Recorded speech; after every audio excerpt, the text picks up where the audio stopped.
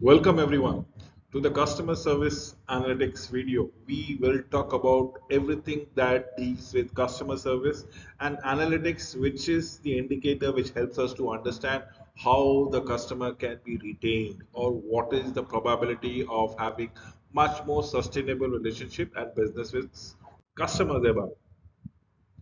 So traditional and customer-based marketing metrics. Let me give it to you first and foremost thing. First, if you look into it, we are talking about traditional market. We talk about market growth. We talk about sales growth.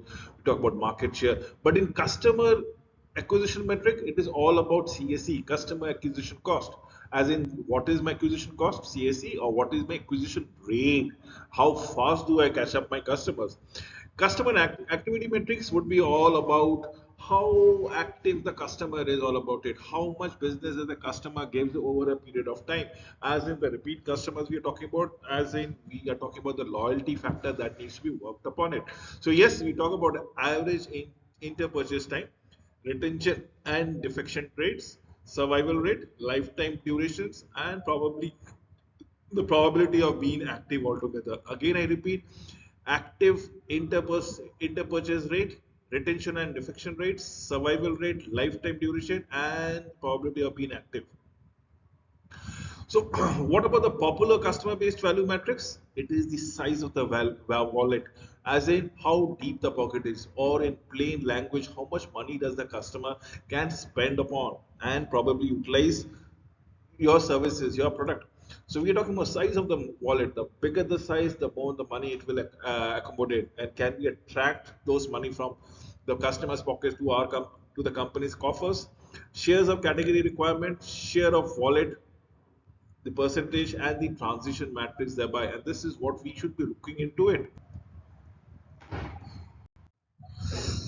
So yes, we will talk about the market share. What is my market share? This is the formula for market share, as in the share of the firm. Remember, S stands for the share of the firms relative to all firms. So you have 100, let's say $100 is the share of the market, right? Of which your company gets approximately $21 or $32 or $47. So what is it? It's a percentage of 21 percentage or 32% or 47%. That means there are bigger shares, bigger players may be available, or there might be many fragmented players. The market share you have not completely engulfed altogether. So yes, SJ would be the sales relative to the sales of all firm across all customers in a given marketplace, measured in terms of percentage. Definitely yes. Calculated is what we are talking about here. Remember, J stands for firm, S stands for sales, summation of sales of all firm, as in the $100 as a total market share. Remember, that's the market share of which your company might get 21%, 30%, or 32%, or 47%. So information source are numerator, the sales of the local firm, as in this, and about the sales of all the firm together. Where J becomes one, it is absolute market. You are dominant market player. But if the J is more than one, you need to understand what goes around here. So n numbers of sales is sales of firm A, sales of firm B, plus sales of firm C, plus sales of firm D, and so on and so forth. So information source, numerator, sales of the local firm available for the internal record, denominators, category sales from the market research reports or competitive intelligence. Evaluation is common measures of marketing performances, readily computed. Does not provide any information about how sales are distributed over a long period of time. Talking about sales growth, compares changes in sales volume or the sales value within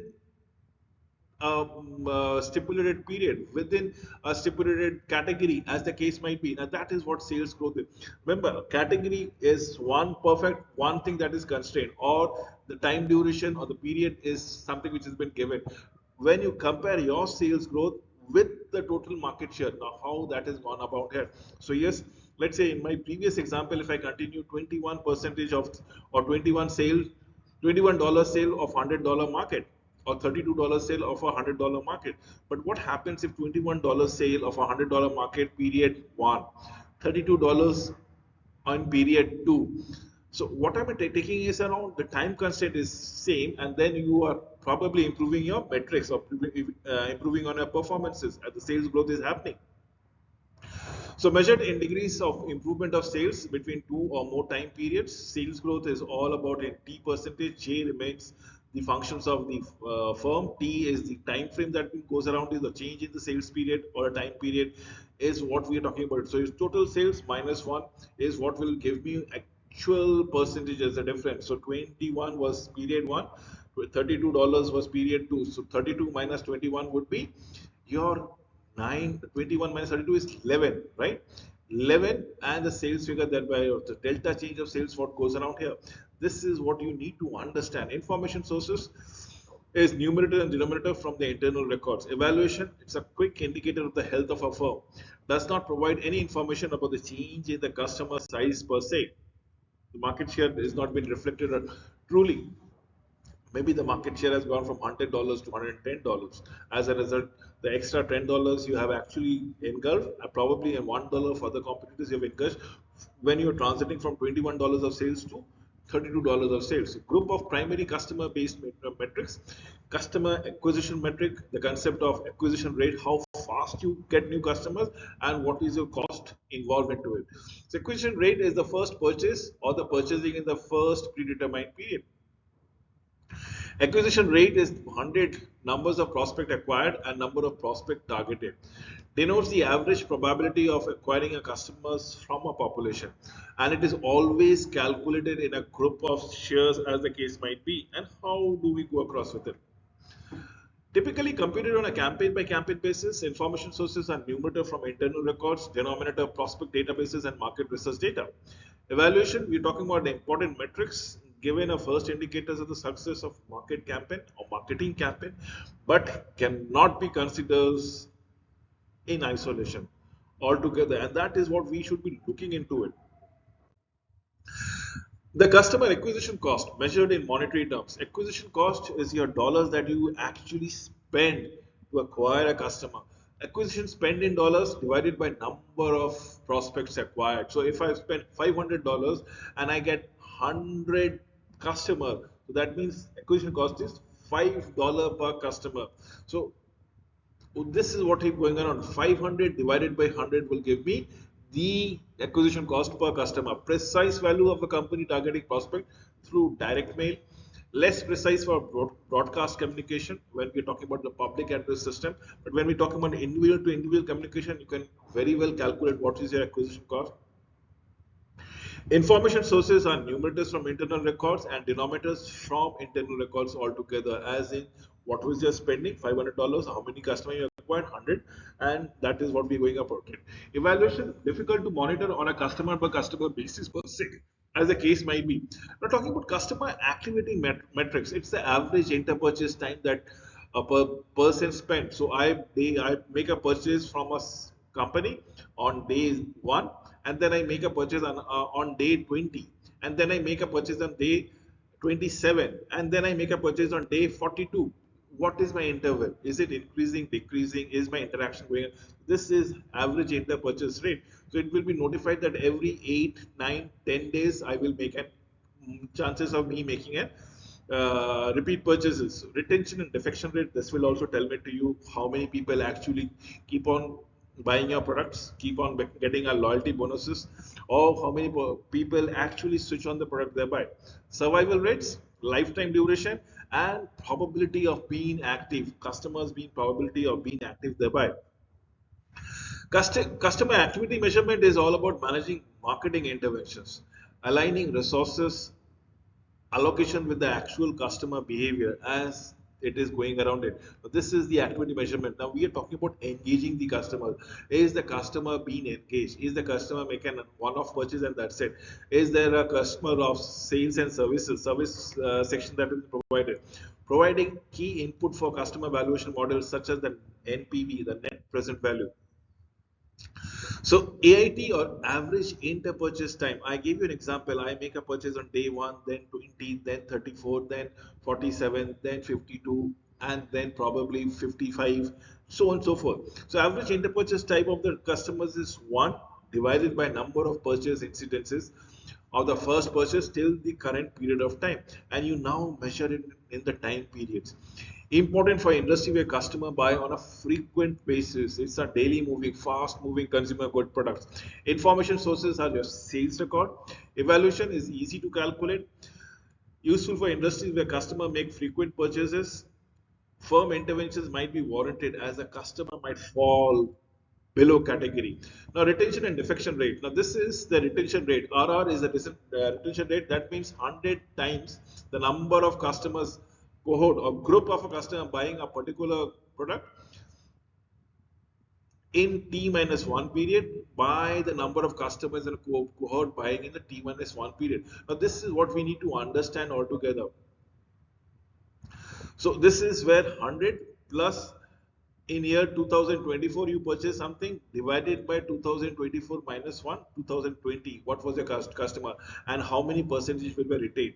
So this will give me the average defection rate. Remember this present fiscal minus the or should I divide it by the previous fiscal time period, whatever you decide upon it, reduce it by 1, and if there is the defection rate, if it comes around it, it will give you the defection rate altogether times 100.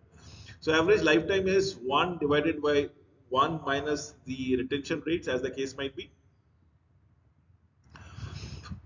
So retention rate is 100 minus average defection rate, and average lifetime duration would be 1 divided by 1 minus retention rate.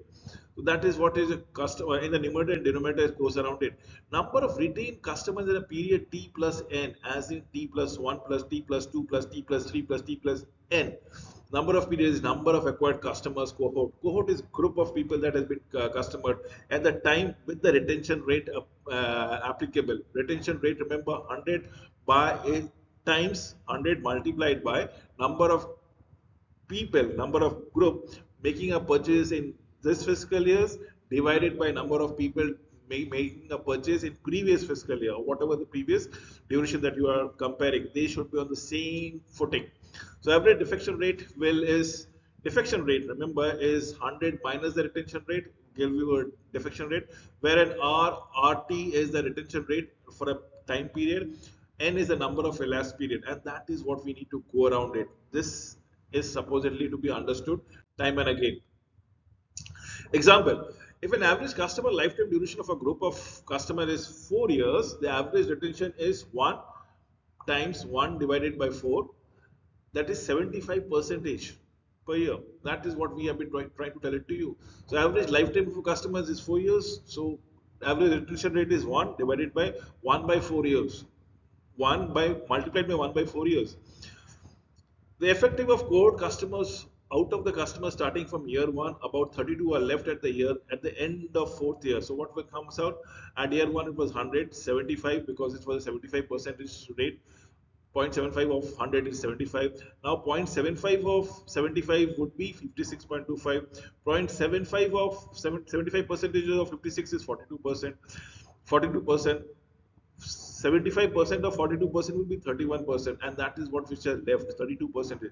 Assuming the constant retention rate, the number of retained customers are at the end of the 4th year from 100 it reduces to 32%. So the defection rate is approximately 25%. So 75% is the retention rate, 100 minus 75 is 25% remains your defection rate.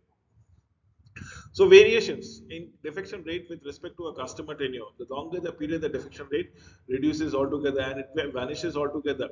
Plotting the entire series of customers that defected on each period demonstrate the variations of heterogeneity. Look at year 1, defection rate was it being not being visible but not felt. But by the year 15th or 16th, at most customer, in fact, most of the customers have actually defected altogether. Projecting retention rate. To forecast nonlinear retention rates is your retention rate minus the defection rate, as in 1 minus e to the power minus RT, wherein RT is the retention rate, predicted retention rate, and RC is the retention ceiling per se. That's the coefficient of retention as the case might be. The actual and predicted retention rate. Now, this is how you want to predict, as in the actual retentions are being marked with the brownish thing, and the predicted retention rate is been marked with the bluish bar. So, RC's 95 percentile means the managers believe that maximum attainable retention rate is 95 maximum. 5% will either pilfer or expire or transfers or get relocated. The known retention rate in 9 period is 80 percentage, while it is 82 in the period 10 at this point of time, 82 approximately. So based upon this, if we can build upon how we can start predicting it. So this is where you have a reasonable business. People have the business has been growing around it.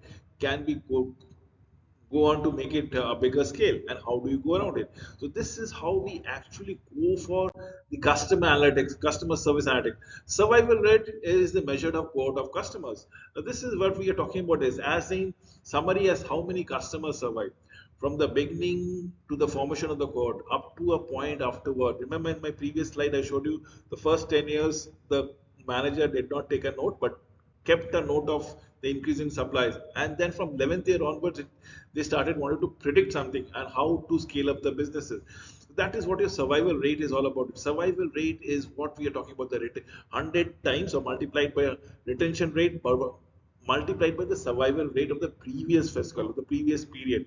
So that is what we are talking about, where SR is the survival rate. The number of survival for a period is survival rate for a period 1 multiplied by the number of customers being added in the very beginning thereby. The computational example, let me give it to you. Let me say, as in beginning of a year 1 we had 1000 people, right? The retention rate is 0.55, the survival rate is 0.55. So what does it go? 0.55 times 1000 is excuse me, is 550. Similarly, 0.34 percentage of 550 would be of survival rate would be of 1000, but 0.62 percentage of 550 would be 341. Both are same as the case might be. So this is what we need to go around it. So 0.62 of survival rate into 550 would give me 341.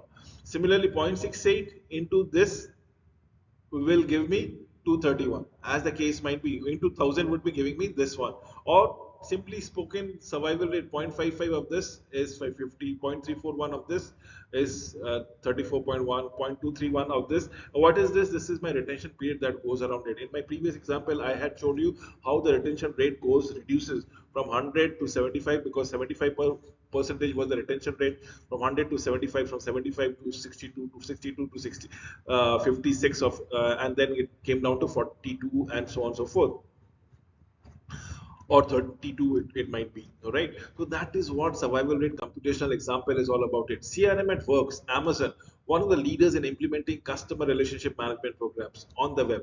Unique CRM program increases customer acquisition and retention. In 1991, Amazon acquired 11 million new customers, nearly tripling its numbers of customers from 1998. Greatest success in customer retention. Repeat customer during the year accounted for 71% of all sales. Success attributed to the attempt to learn about customers and their numbers, then using information to offer value added features. What is lifetime duration? If we may call around here, average lifetime duration is the summation of the time period mean one, and across period number one, first year, second year, third year. So T by the number of retained customer over a period of T. NT divided by the total number of customers. It might be a cohort size that we're talking about this. So N is capital N is the cohort size, T is the time period, and T is the bigger time horizon that we talk around here. Limitation information is not complete always, making calculation a bit difficult and probably inaccurate. So differentiated between complete and incomplete information will give me complete information, customer first and last purchase are assumed to be known. Whereas incomplete information, either of the first purchase or last purchase is unknown, as the case might be. So I'll give you a customer lifetime duration when the information is incomplete. See, when buyer comes in, the first buyer, everything is known. But in second buyer, the last purchase is not, the first purchase is also been predicted, but yes, there was in a flow. Similarly, for buyer 3, it's the first purchase is not known, but the last purchase has been going on continuing. So you need to understand. And in buyer 4, it is absolutely throughout. Is a buyer who is making little purchases, not a very big impact, but has been thoroughly gone around it. So buyer 1, we have complete information. Buyer 2, we have left censored. This one is censored. Buyer 1, right one is censored. Buyer 4, left and right both censored. Why? Because we are basing everything on buyer 1. And on an average, it works around between these things only, the first purchase and the last purchase. So lifetime durations, customer relationship is contractual loss for goods. Lifetime duration spans from beginning until the end of the relationship. Non-contractual are always a point of share where customer is active to a given point, like a departmental store or one-off purchases thereby. Probability of active, the probability of customer being active in a prime time, what we are talking about it, this is t to the power n, where t is the time of the last purchase and n is the number of purchases in a given period of time. So this is completely non-contractual and this is based on observer. In any of the point, if things are not accurate, if the first purchase is not accurate, if the last purchase is not accurate, if the duration is not been accurate, this will become a problematic in due process of time. Popular customer base values, size of the wallet, I have already stated around, the deeper the pocket, the more the money it holds. The more the money it holds, the more the money you need to attract from the customer. So you need to depend or focus on the customers who have deep pockets. Share of category equipment, share of wallet, and the transition metrics thereby. Let us take by the customer value based metrics. Now, if you look into popular things, we are talking about size of the wallet, share category requirement, share of the wallet and transition matrix. But what happened if it is strategic? We are talking about RFM, ready made or ready for the customers, past customer value, LTV, the last transaction value that goes around it, and the customer equity that goes around. Now, this is strategic. Now, this is where the customer is maybe a bulk customer, provided strategic input or strategic cost. So, what is your transaction value that you go around it, and how much of the wealth that it creates around? So customer-based value metrics are popular and strategic. This is vital for the business to survive. This is somewhere on the corner very popular and goes on to attract the most favored customers time and again. So size of the wallet, let me give it to you. The size of the wallet is I and J, whereas J is the this is a market firm or business operation. I is where we are talking about the intervals in between of a particular customer. So the sales of a wallet is dependent on the income of the customer, the deeper the pocket, and the J of that pocket, how much of the money comes to the particular company. So summation is where we are talking about J is a summation of all the firms, wherein all the firms together brought in together. We talk about it, information sources. What we are looking out here is evaluation metrics. Critical measures for customer-centric organization is based on the assumption as on when on basis that a large wallet size indicates more revenues and profit.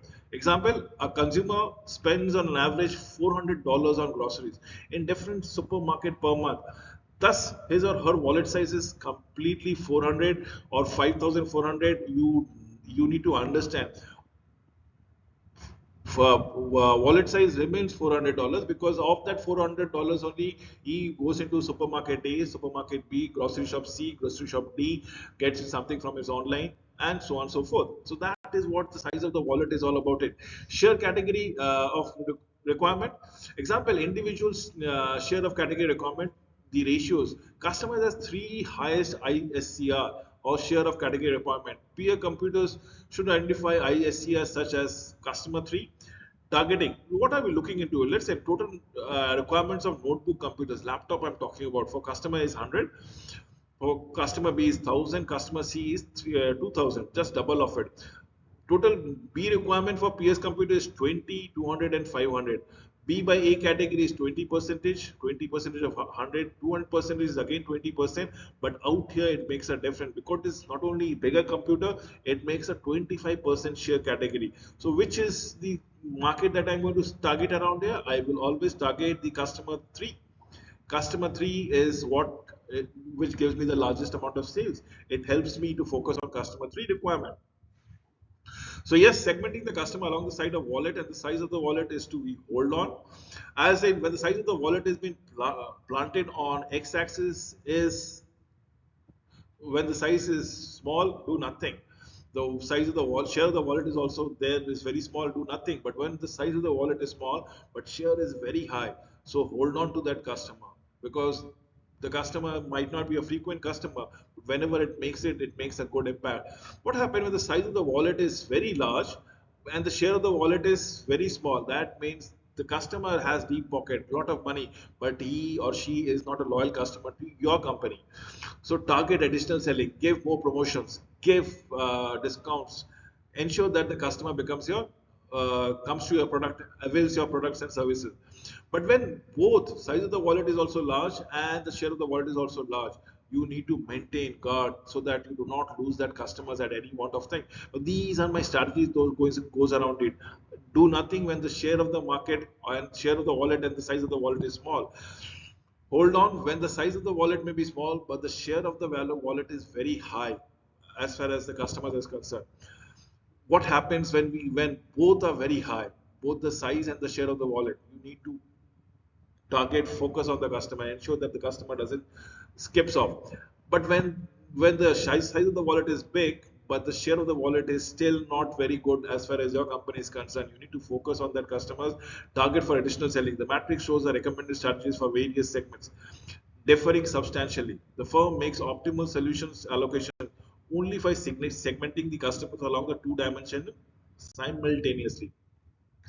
So, in summary, in the absence of individual customer data, companies used to rely on the traditional marketing metrics like market share and sales growth. Acquisition measurement metrics detect the customer level of marketing effort to acquire new customers. Customer activity metrics track the activities of the customers during the acquisition stage. Remember, the lifetime duration is very important metrics for the calculation of a customer's lifetime value and is different for contractual and non-contractual situation. Firm use different surrogate measures of customers' value to prioritize their customers to differently invest in them. Firm use information about the size of the wallet, share of the wallet together to have an optimal utilization of the resources. Transition metrics measures the probability of a customer to purchase a particular brand, provided the purchased brand is known. With this, I come to an end of this presentation. Thank you for watching this video.